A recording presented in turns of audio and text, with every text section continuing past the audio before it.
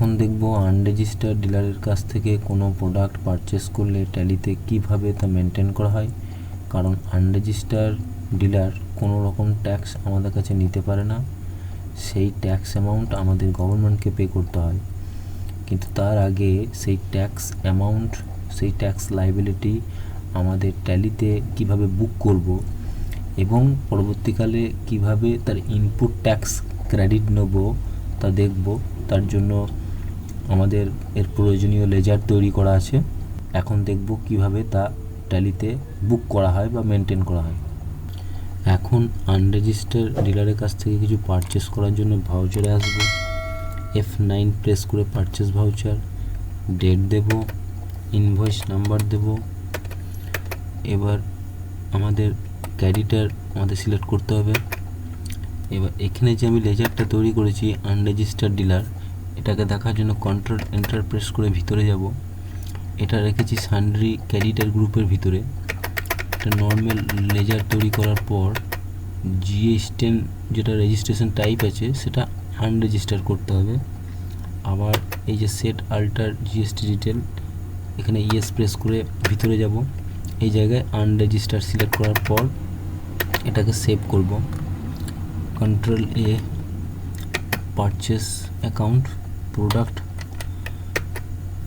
20 piece 700 rupee.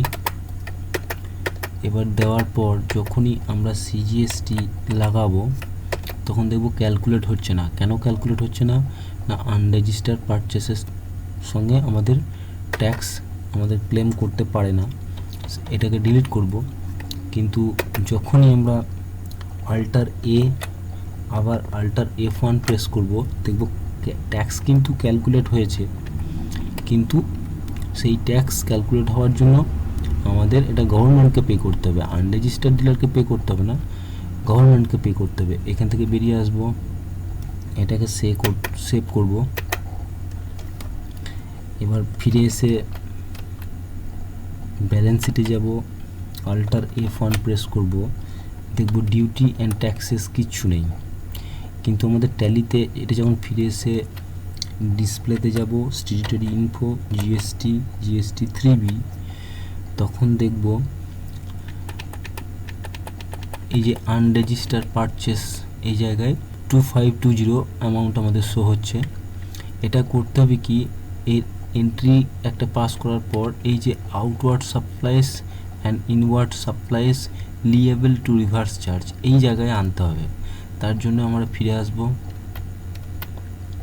এখন ভাউচারে আসব, F7 press করে জার্নাল ভাউচার সিলেক্ট করব, আল্টার J প্রেস করে স্টেট অ্যাডজাস্টমেন্ট আসব, GST।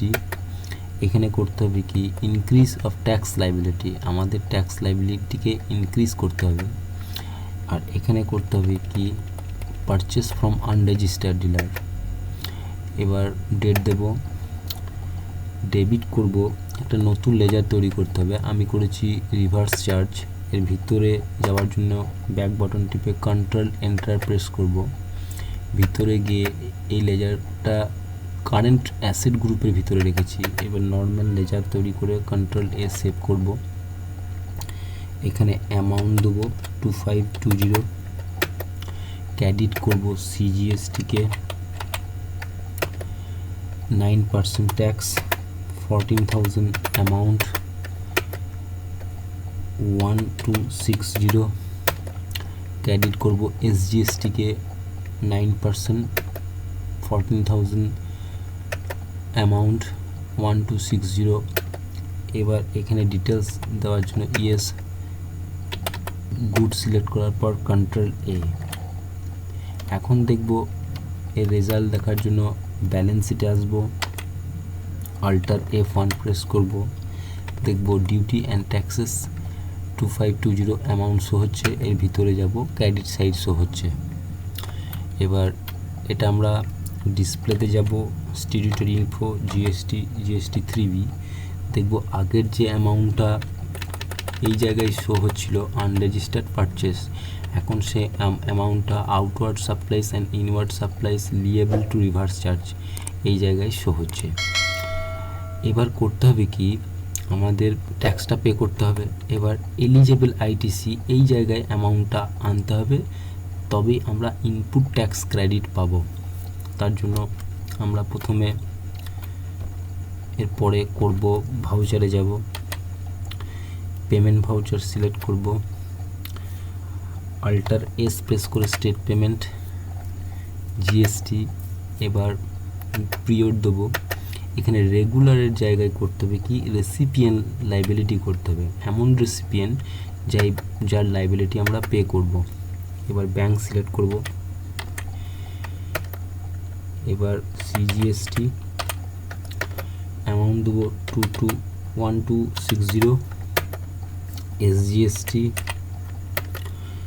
1260।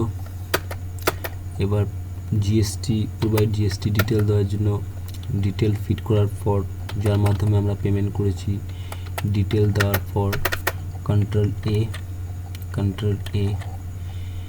এবার যখন ফিরে এসে আমরা ব্যালেন্স শিটে যাব, আল্টার F1 প্রেস করব, দেখব আমরা ডিউটি অ্যান্ড ট্যাক্সেস পে করে দিয়েছি। এবার ফিরে এসে ডিসপ্লেতে যাব, স্ট্যাটিউটরি ইনফোতে যাব, জিএসটি 3B, দেখব আমরা outward supply and inward supplies liable to reverse charge এখানে রেকর্ড হয়েছে, কিন্তু আমাদের যে এলিজেবল আইটিসি সেখানে কিন্তু জিনিসটা রেকর্ড হয়নি। তার জন্য আর একটা রিভার্স এন্ট্রি আমাদের পাস করতে হবে। তার জন্য ফিরে আসব, ভাউচারে যাব, F7 প্রেস করে জার্নাল ভাউচার ওপেন করব। এবার আল্টার জে প্রেস করে স্টেট অ্যাডজাস্টমেন্ট, আবার জিএসটি।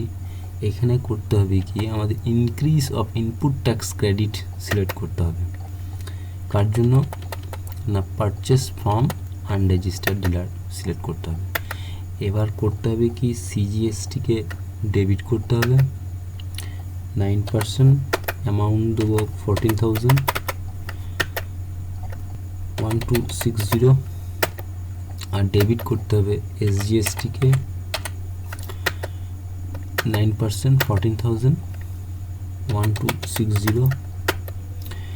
আর রিভার্স চার্জ ক্রেডিট করতে হবে, রিভার্স চার্জ যে লেজারটা তৈরি করেছিলাম সেটাকে ক্রেডিট করে দেওয়ার পর আমরা যখন এই এন্ট্রিটা পাস করব, ফিরে এসে আমরা ডিসপ্লেতে যাব, স্ট্যাটিউটরি ইনফো, জিএসটি 3B, দেখতে পাবো আগে যে এলিজেবল আইটিসিতে আমাদের অ্যামাউন্টটা আসছিল না, এখন কিন্তু এলিজেবল আইটিসি 2520 আমাদের বুকড হয়ে গিয়েছে এবং ইনপুট ট্যাক্স ক্রেডিট আমরা এবার ক্লেম করতে পারবো।